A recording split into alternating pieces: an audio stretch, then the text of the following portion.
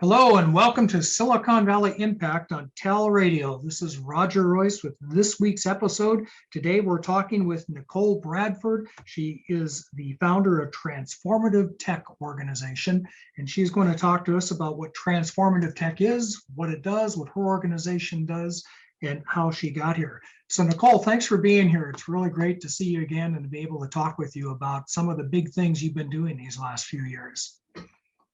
Oh, thank you. Thank you for having me. So before we jump in, I know a lot of people in our audience are probably wondering what the heck is transformative tech, and we're going to tell them in a minute. But before we do, I wonder if we could talk a little bit about your background. You have a really interesting sort of path, and I think it'd be good for the folks to hear who you are and how you got here. Great. So hi, everyone. My name is Nicole Bradford, and my path here actually began with video games, and I was in video games for quite some time, which included living in China and managing or / operating actually World of Warcraft China, which was a very large video game at the time. And then I went on a meditation retreat, had a very powerful experience, really believed in technology, and really thought that those two things should go together or could go together. I have very sort of, I'm a middle-class kid from Houston, Texas, and so I believe strongly that the good stuff should be available for everyone, and that's what I think technology does. And I thought, why not put these two things together? Because I didn't have any, from being on the back end of a game like World of Warcraft and seeing families and communities and people really play together and connect. I didn't have any blocks in my mind as to why those two things should go together. So then I, ultimately moved to the Bay and co-founded Transformative Tech with Jeffrey Martin. That organization and thesis is really all about leveraging tech for the health and happiness of humans. So mental and emotional health, social and emotional wellness, and human purpose and performance. It's really technology applied to the inner landscape. Yeah, and it's getting to be a sector now. It's a real thing, isn't it? It's basically an investment sector. It's a term that has a very specific meaning. And I understand even some of the VCs and big accelerators are starting to put a lot of money into transformative tech. Is that right? Where you're seeing it the most is really in mental health. And, mental health and starting to apply technology to reach people, to serve people. That was starting to build as an idea before COVID, but many people still had their doubts that you could deliver care in that way. And so what COVID did for, all of transformative tech was that it kind of by brute force shifted perception that things that people considered to be people-to-people things could actually be delivered digitally because they had to be. They had to be. And so, it's very interesting. When I first started in 2015, I was crazy. 2016, I was crazy. 2017, I was, oh, that's interesting. 2018, I was interesting. 2019, it was real. And then 2020, I was right, so that's been really interesting. So now instead of sort of getting glassy-eyed looks or looks of confusion, what I used to get, now people are like, oh, absolutely. And so that's the mental health tech piece, which saw record amounts of investment, mental health, behavioral health, record investment in, in the last year and a half, and for some very good reasons, like at the back end of the summer, after the pandemic first started, the CDC had done a large survey, and that extrapolated basically meant that 2/3 of the United States adult population at that moment was, experiencing the symptoms of depression. That is, that's sort of like what was going on. So it became very real for everyone because everyone sort of either themselves was struggling or knew, respected someone who was struggling. So that first piece, definitely the one that's a mental and emotional health. The second category, that is social and emotional wellness, for me, that really ties to the future of work. And that hasn't, that hasn't taken off as much, or it's, let me phrase it. It isn't that it hasn't taken off. It's that people haven't connected all of the dots yet to how that really is closely tied to the future of work. So that's the next one. And then the third category, human purpose and performance.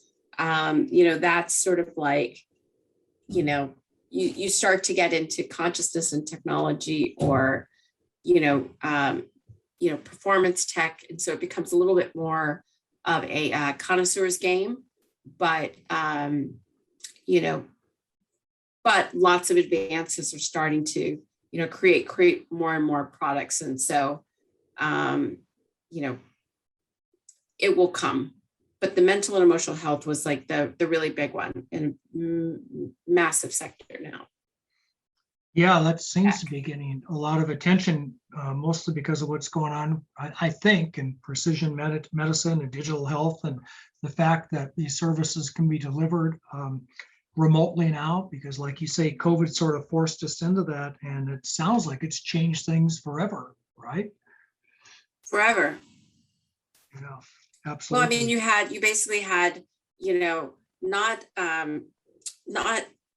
millions, but hundreds of millions of people who overnight had to learn how to do everything digitally. And there was an interesting study that I saw last fall it was from this spring, and it was on, it basically was a survey on willingness to see a doctor if they offered no telehealth options. And 73% of the people in the survey, which was over 3,000 people, which is usually large enough, like you can get statistical significance off of that. Over 73% of these people said that if their doctors offered no telehealth, they would change doctors, which is really fundamental because that's like such a personal connection, but people got so used to it. And also we realized how much time we wasted in doctors' offices. It's just like, if it's something where you don't need to put hands on me, then why am I sitting here? And why did I drive? Why did I park? Why am I waiting in your room with a lot of other sick people? If you don't need to touch me. I want to talk a little bit about the second category, because that sounds like the next big thing. Social and emotional wellness. People are very concerned about that now. I'm seeing companies pop up. I'm seeing top tier white shoe VCs investing in companies that promote emotional wellness. But first of all, can you tell us a little bit more about what that is and just a concrete example of what that might be? Well, let me start by defining the problem. And the problem is this: as the software line rises, the tasks that are left and the work that is left is really about humans solving problems together. It's about people creating things together. It's about people stuff, really. And so if you look at, and there's several organizations that have listed these out, but if you look at the top 10 skills that are needed today, like the World Economic Forum puts out a list every year of what they think the skills list is. And, 7 of the 10 skills are all things that involve other people. But we are not taught this. I am an adjunct professor at Stanford, and I taught my class last night, and we were talking about this exact thing.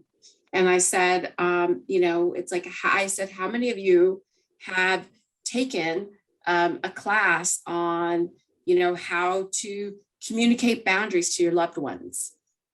I was like, no one. How many of you have taken a class on understanding what it is you want? Like really want? No one.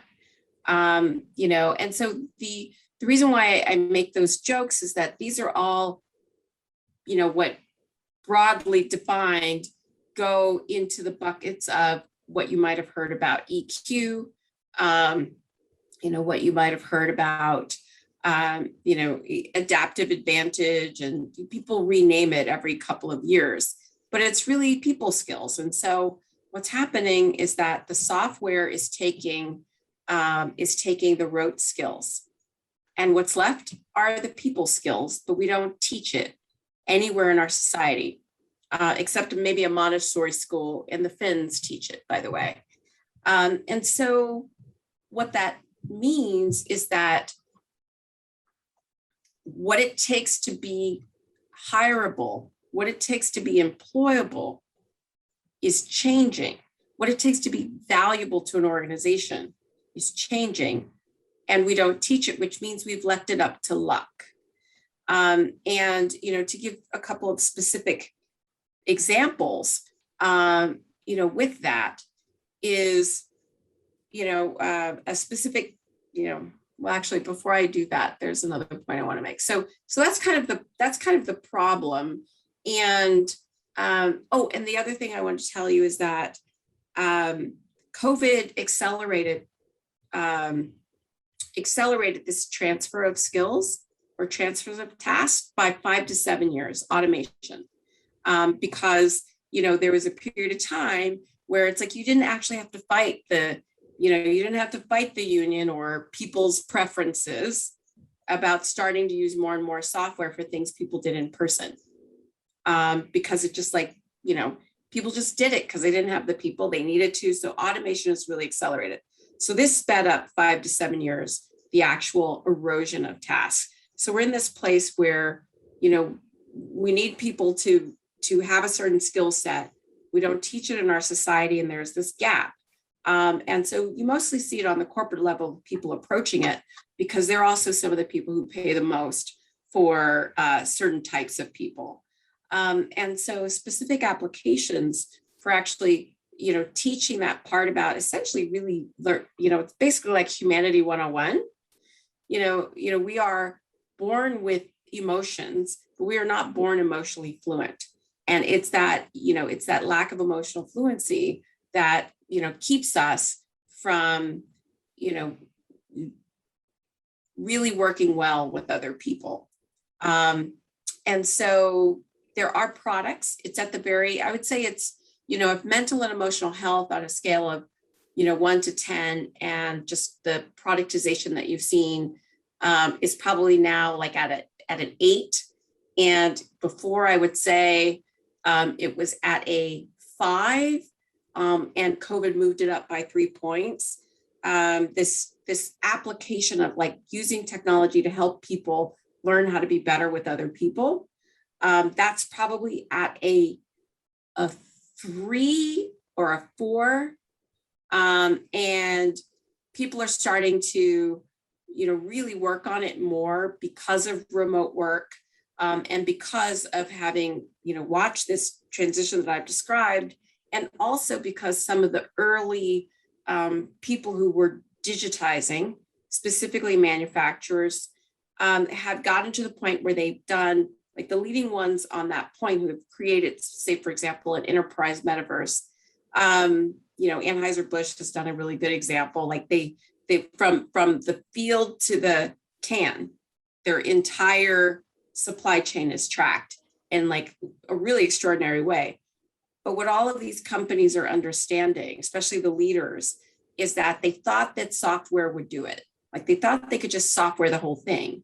And in the end, what happens is that you can't actually have digital transformation without human transformation. because you need the people to take the software and really bring it to life and to understand the problems and all of these things. And if they don't, if they can't create psychological health and psychological safety in a room, which is actually what you need for innovation, for people to be willing to take risks. If they aren't willing to take risks, if they can't create environments where people are willing to take risks, where people are willing to be creative, then the software kind of falls flat. So now in these rooms, they're all talking about leadership and tech in a way that even 2 years ago they didn't. So we're kind of in this place. And so this is where you're going to see the next surge. Yeah, interesting, fascinating. And we've covered 2 of the top 3 categories. This third one is a really interesting one to me: human purpose and performance. Who isn't always trying to be better, right? Who isn't always looking for tools and tricks and life hacks? Is that kind of what human purpose and performance is about, Nicole? Can you explain what that category is? Yes, and so I would say, so the 3 categories: mental and emotional health, think of that as a foundation. If you don't have that, you really can't have anything else. Social and emotional wellness, think about that as, really sort of skilling up and beginning to, be able to do things really well with other people. And then the human purpose and performance, that's where you're really tweaking it. So how do you become your absolute best self? But it is also things like, and the way that it kind of also ties is that, when a human being feels a deep sense of purpose, they actually get lots of other benefits from that. They get health benefits, and they get, there's sort of life satisfaction is an academic measure that people have. So they get this overall, greater sense of satisfaction in their life, which trickles down in a variety of ways. So on one hand, this is just about, if you were to imagine Maslow's hierarchy of needs, there's the one at the top that's sort of like self-actualization. So and it's actually not the top, but, it's like, how do you really use technology, to become your absolute best self?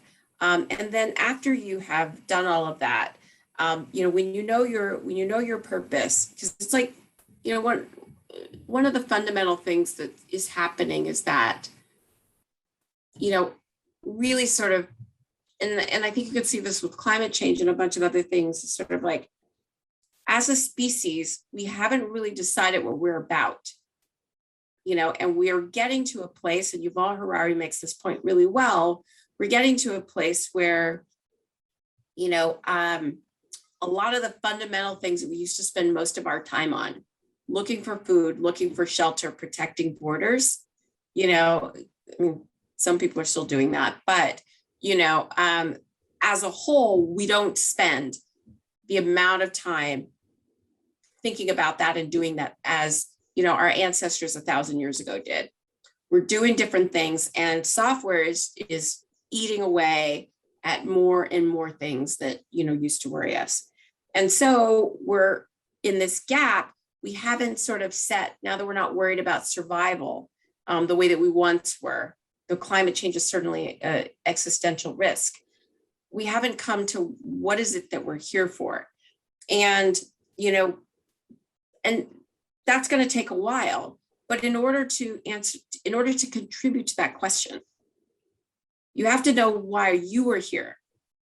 Like, what is your purpose? What is your meaning? What is your contribution? And you have to explore the question. And that might change many times, over your lifetime. Can technology help with that? Can technology solve that problem? Oh, absolutely. I mean, part of it, the mental and emotional health is about putting out the fires, and the social and emotional wellness is about getting you really connected. And then the third part is about that. So, actually a lot of meditation tech, I think, is on that side. And then I've worked with people for a while who were exploring the neurocorrelates of enlightenment. The neurocorrelates, there was a paper that was just published, in Nature. It was about a group that believes that they've identified the neurocorrelates of group flow. So what that would mean, like, I mean, it's still very, very early, a long time, before something can be productized out of it. But imagine you and your team about to prepare for a case, and you decide at will, to turn on group flow so that you're moving as one, thinking as one. Kind of that experience that we've had, that I know you've had climbing mountains, or, that, with people, or, that many people have felt playing music, or in brainstorming sessions when you're sitting yeah. with a group of scientists and all of a sudden you see everybody's just on the same page. So that's something Yeah. technology could just turn on and off. Well, I mean, it could at some point. I mean, we have to map it. Yeah. You like, there's a process. You have to map it so you can measure it, so you can, hack it. There's a whole process. But the fact that, there are some people who have early senses. And by the way, the only way you could find the neurocorrelates of group flow is from a lot of MRIs and a big study. So you have to have technology to discover, these things about us. And so this last category, it's to be explored. But, I think, technology has the potential to help us discover new things.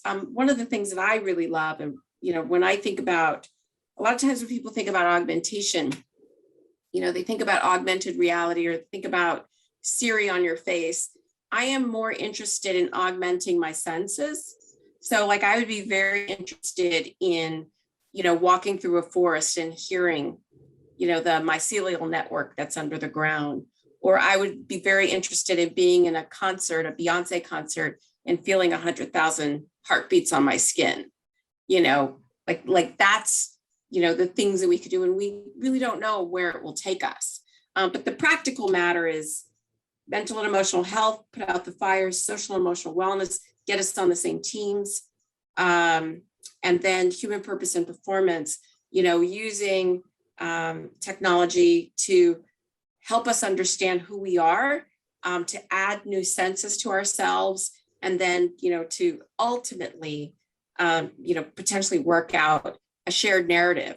Like, what are we doing? Yeah. Wow. Interesting, fascinating. This is Silicon Valley Impact on TALRadio. We're talking with Nicole Bradford. Nicole, this is really interesting stuff. I think a lot of our listeners are probably hearing about this for the first time. I'm sure you're spurring a lot of good conversations out there. If someone wants to find out more about transformative tech in general and your organization in particular, how can they find out, and how can they get a hold of you?